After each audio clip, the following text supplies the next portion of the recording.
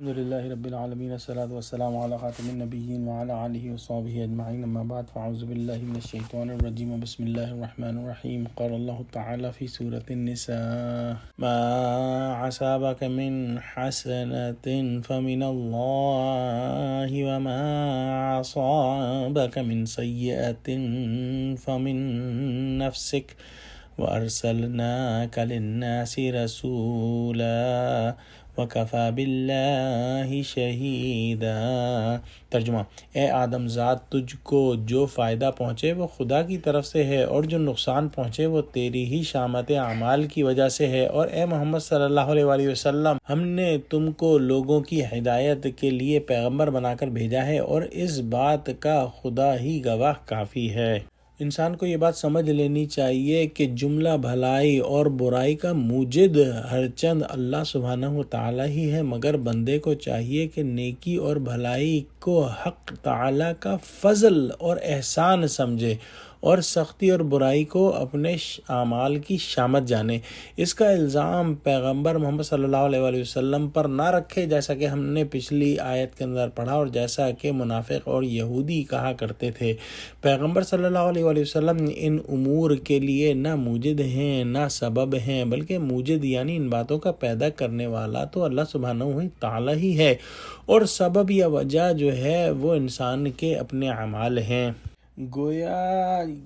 ہر انسان کو یہ سمجھنا چاہیے کہ اس کی اچھی حالت بری حالت جو بھی ہے وہ اللہ سبحانہ و تعالیٰ کی طرف سے ہی ہے، لیکن اللہ تعالیٰ پر کسی کا کوئی حق واجب نہیں۔ جو بھی نعمت اور اچھی حالت اللہ تعالیٰ کی طرف سے مل جائے وہ سب اللہ تعالیٰ کا فضل ہے۔ نیک اعمال کرنے سے بھی اللہ پر کسی کا کچھ حق واجب نہیں ہوتا۔ نیک اعمال پر جو نعمتوں اور برکتوں کے وعدے ہیں وہ سب اس کا فضل ہے، اور جو کوئی مصیبت یا بدحالی انسان کو پہنچ جائے وہ انسان کے اپنے برے اعمال کی وجہ سے ہے، جیسا کہ سورہ شورى میں فرمایا گیا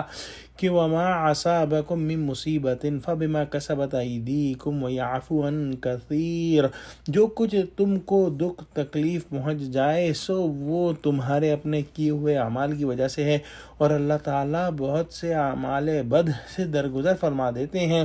مصیبتیں آتی ہیں تو انسان کے اعمال کی وجہ ہوتی ہے، لیکن اس میں مومن بندوں کو یہ فائدہ ہو جاتا ہے کہ ان کے گناہ معاف کر دیے جاتے ہیں۔ اس کے بعد اللہ سبحانہ و تعالیٰ نے فرمایا کہ ہم نے اے محمد صلی اللہ علیہ وسلم تم کو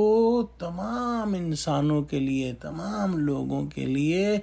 ہدایت کے لیے پیغمبر بنا کر بھیجا ہے، اور یہ نہایت اہم نقطہ ہے سمجھنے کا کہ آپ صلی اللہ علیہ وآلہ وسلم کی جو بعثت ہے وہ کسی خاص قوم کی طرف نہیں بلکہ تمام انسانیت کے لیے ہے، اور اب یہ امت مسلمہ کا فرض ہے کہ وہ حضور صلی اللہ علیہ وآلہ وسلم کے پیغام کو تمام انسانیت تک پہنچائیں، کیونکہ آپ صلی اللہ علیہ وسلم آخری نبی تھے اور اب کوئی اور نبی نہیں آنے والا۔ اور جو ہدایت حضور صلی اللہ علیہ وآلہ وسلم لے کر آئے یعنی قرآن اور حدیث کی صورت میں انہوں نے مسلمانوں کو اور انسانیت کو دی، وہ کامل ہدایت ہے، اور اس کے اندر اب کسی مزید اضافے کی ضرورت نہیں۔ پھر آخر میں فرمایا کہ اگر کوئی شخص آپ کی رسالت کا منکر ہو تو اس کے انکار سے آپ کے منصب رسالت میں کوئی فرق نہیں آتا۔ منکرین کی باتوں سے رنجیدہ نہ ہو، آپ کی رسالت پر اللہ کا گواہ ہونا کافی ہے۔